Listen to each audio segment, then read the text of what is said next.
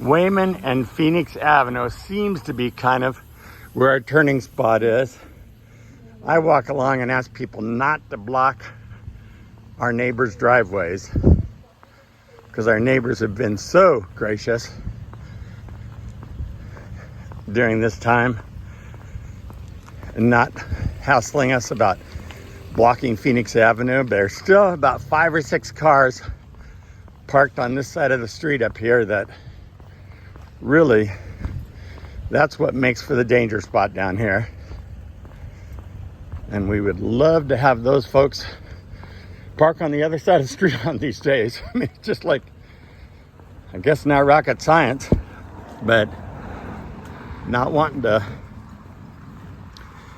get into the program, I guess, and it makes for danger up there. There's no two ways around it. If people can't see around cars and they have to pass folks while they're trying to get around parked vehicles up here. And needless to say, traffic control never came into our consciousness when we began all of this. But it's the last Wednesday of the month. All the food stamps subsidies have been cut off for COVID-19. All the rent subsidies for COVID-19 have been cut off, which means that folks are in much more desperate shape. Thank you. Keep them going.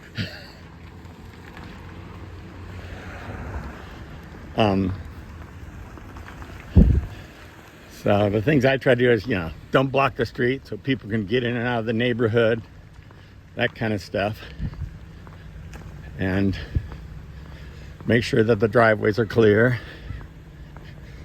And the police have been phenomenal. They come out and they help this along wonderfully by ticketing folks who do those things. So it's important for everyone to pay attention. I'm still a block away from our property, so that's kind of the way the line goes. I've got 1 block of line down on Phoenix Avenue, 2nd block of Phoenix Avenue down, and this is without school in session, and then we're trying to get it in order so that when school's in session, we are completely out of the way. So we've got about another 6 weeks of summer to get all of that together. It is a challenge.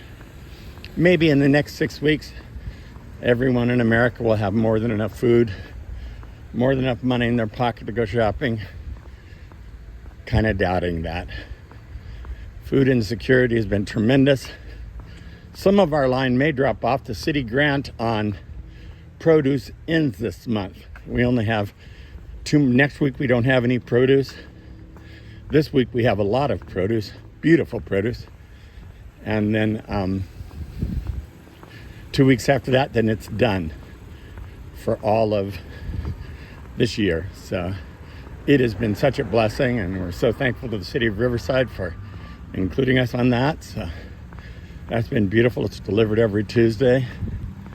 So we'll have to find a new source of produce, be able to come in. If you have a source of produce, it would be wonderful for you to connect us with your friends and family who are in supermarket business or the donating business or whatever it is. I was talking to someone recently and they said, now is all of your food just donated to you, or do you have grants to pay for it? And I said, no.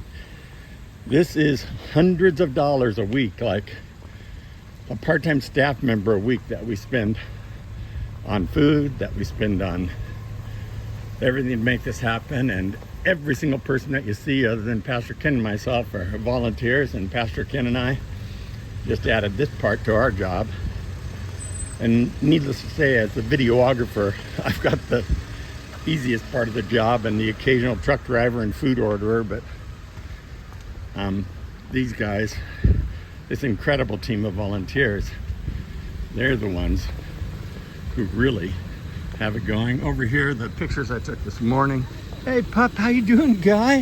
How you doing? Or are you embarrassed of your haircut? I like it, buddy. It looks good.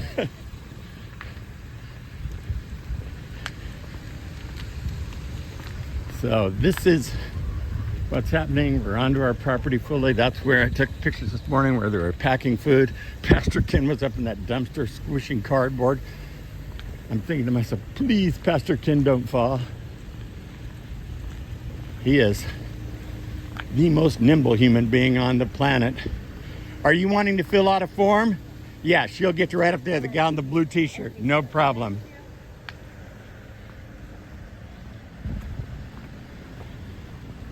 So everyone needs to fill out a form to get hooked into a QR code.